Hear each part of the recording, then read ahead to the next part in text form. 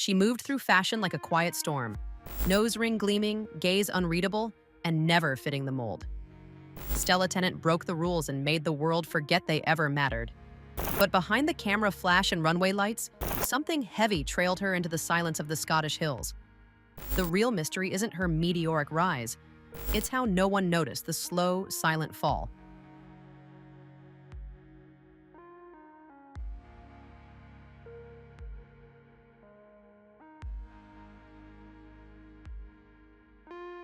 Before the catwalks and covers, a girl ran barefoot through the cold Scottish moors, quietly escaping the weight of her aristocratic family name. Stella Tennant did not grow up poor, but she did not grow up free either. Behind the grand estate walls was pressure, legacy, expectations she never asked for. While other girls wore headbands and played the part, Stella showed up in thrifted clothes and combat boots with a silver nose ring through her septum. Her look was punk-inspired, stripped back, and completely uninterested in being pretty. It was not a rebellion. It was honesty. She was too bold for the posh crowd, too posh for the art kids, and never quite fit in. Even at home, she stood out. Too different. Too real. Growing up with art around me, I was very interested in art as a teenager and went to art school and studied sculpture at Manchester. Art inspires me to see things in a different way. You're looking at a subject through an artist's eyes.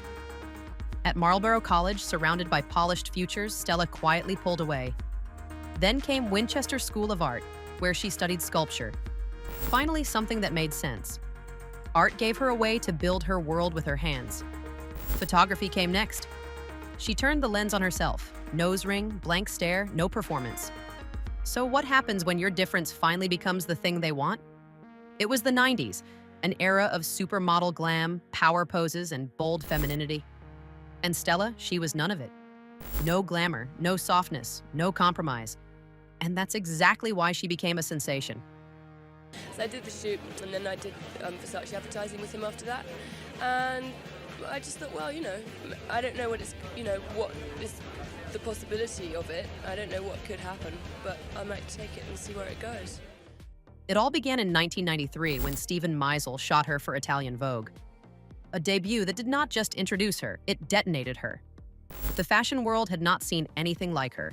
Sculpted cheekbones, androgynous presence, a look that said, "Don't follow me, I'm not going your way." Then came the breakthrough. Versace, McQueen, Dior, Burberry. Between 1996 and 2000, she dominated the runways, unapologetically cool, always a little distant. Designers could not get enough of her strange, magnetic energy, and neither could Karl Lagerfeld. In the mid-1990s, Lagerfeld handpicked Stella to be the new face of Chanel. He did not just use her image, he rewrote the rules around it. She was the perfect contradiction to him. Aristocratic, but edgy. Refined, but rebellious. Stella later called him an extraordinary person. So intelligent, so curious. The admiration was mutual. She was not just a model to Karl, she was a muse. From there, she became unstoppable. Vogue covers, global campaigns. She was not performing, she was just existing. And somehow, that was enough to redefine beauty. In 2001, she won Model of the Year at the VH1 Vogue Fashion Awards. For someone who did not even want to model, it was surreal. But here is what the public did not see. Stella hated the spotlight, the constant eyes, the pressure to become something larger than life. She was not drawn to fame, it chased her. And once it caught her, it didn't let go. Behind the scenes, things weren't glamorous. Back-to-back castings, weeks without rest, stylists pulling at her body, photographers asking her to be less or more, never just herself. Stella was naturally lean, naturally tall, but even she faced the industry's quiet cruelty. Subtle comments, unreasonable expectations, a system built to wear people down. The praise was loud, but the pressure was louder. She began to feel detached, like she was living someone else's story. People praised her uniqueness, but they didn't understand her discomfort. Crowds overwhelmed her, fame drained her. She never wanted to be a celebrity. She didn't want to be stopped in the street. She didn't want strangers analyzing her face in magazines. And so, right at the top, when most models would have cashed in, Stella walked away. She left fashion behind at the height of her career. No tabloid drama, no scandal, just a quiet decision to protect herself. She moved back to the countryside, swapped studios for stables. She wanted to sculpt again, raise her kids, get muddy, be real. For the fashion world, it was confusing. Why would a supermodel vanish when she was still in demand? The answer was simple. She'd had enough of being seen but never known. Still, she couldn't stay away forever. In 2012, the world saw her again, striding across the Olympic stage in the London closing ceremony, draped in British design. Alongside Kate Moss and Naomi Campbell, Stella represented the UK's fashion legacy, not as an icon from the past, but as one who had rewritten it. But how long can you keep hiding who you are when the world will not stop watching you? I was at art college before, finished art college, was taking a bit of a summer break, after my degree show and everything. And a friend was working at British Vogue, and they were looking for people for a shoot with Stephen Meisel, who was coming over. He didn't want to work with. Behind the fashion icon was someone who never wanted the spotlight. Stella Tennant did not go searching for modeling. It found her. Sensing something striking in her nose ring, short hair, and quiet presence, a friend suggested she send a photo to British Vogue. Stella didn't think much of it, but that friend had a connection, someone inside the magazine. One introduction, one self-taken photo. And just like that, the door cracked open. I don't think of myself as kind of a classic beauty, like Karen Mulder or something. I mean, it's not what I look like at all. It's kind of the opposite end. Well, I go through phases. She had not trained. She hadn't posed. She just existed.